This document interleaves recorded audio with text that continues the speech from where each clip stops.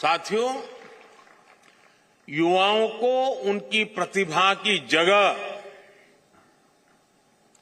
उनकी भाषा के आधार पर जज किया जाना उनके साथ सबसे बड़ा अन्याय है। मातृभाषा में पढ़ाई होने से भारत के युवा टैलेंट के साथ अब असली न्याय की शुरुआत होने जा रही है और ये सामाजिक न्याय का भी अहम कदम है।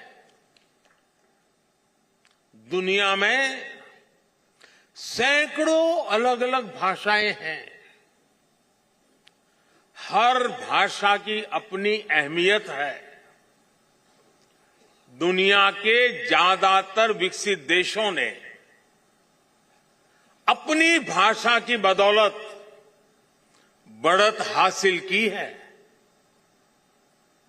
अगर हम केवल यूरोप को ही देखें तो वहां ज्यादातर देश अपनी अपनी नेटिव भाषा का ही इस्तेमाल करते हैं, लेकिन हमारे यहां इतनी सारी समृद्ध भाषाएं होने के बावजूद हमने अपनी भाषाओं को पिछड़ेपन के तौर पर पेश किया।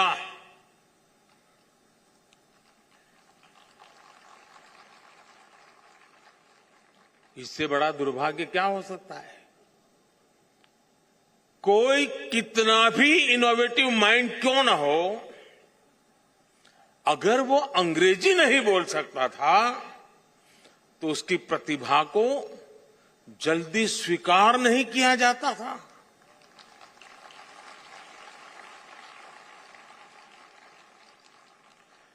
इसका सबसे बड़ा नुकसान हमारे ग्रामीण अंचल के होनहार बच्चों को उठाना पड़ा है।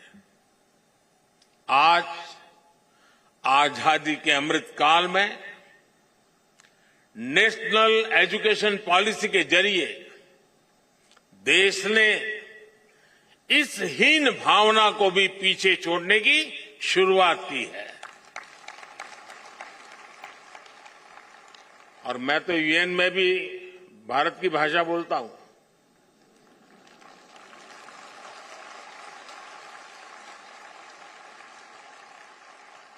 सुनने वाले को ताली बजाने में देर लगेगी, लगेगी।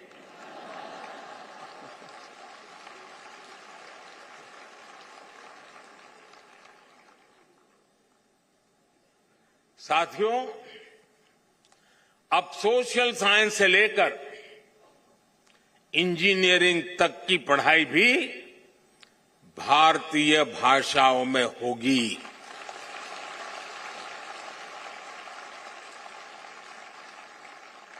युवाओं के पास भाषा का आत्मविश्वास होगा तो उनका हुनर, उनकी प्रतिभा भी खुलकर के सामने आएगी।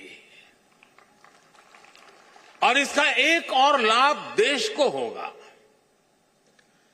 भाषा की राजनीति करके अपनी नफरत की दुकान चलाने वालों का भी शटर डाउन हो जाएगा।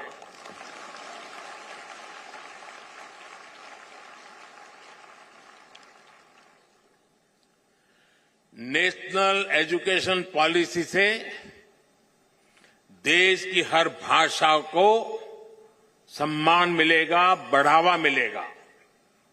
साथियों, आजादी के अमृत महोत्सव में आने वाले 25 साल बहुत ही महत्वपूर्ण है। इन 25 सालों में हमें ऊर्जा से भरी एक युवा पीढ़ी का निर्माण करना है। एक ऐसी पीढ़ी जो गुलामी की मानसिकता से मुक्त हो,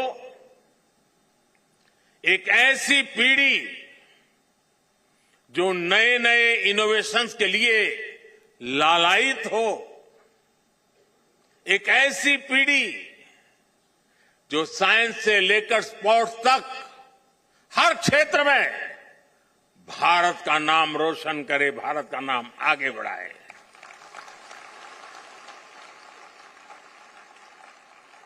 एक ऐसी पीढ़ी जो 21वीं सदी के भारत की आवश्यकताओं को समझते हुए अपना सामर्थ्य बढ़ाए, और एक ऐसी पीढ़ी जो कर्तव्य बोध से भरी हुई हो, अपने दायित्व को जानती हो, समझती हो। और इसमें राष्ट्रीय शिक्षा नीति की बहुत बड़ी भूमिका है। साथियों, क्वालिटी एजुकेशन की दुनिया में कई पैरामीटर्स हैं, लेकिन जब हम भारत की बात करते हैं तो हमारा एक बड़ा प्रयास है समानता।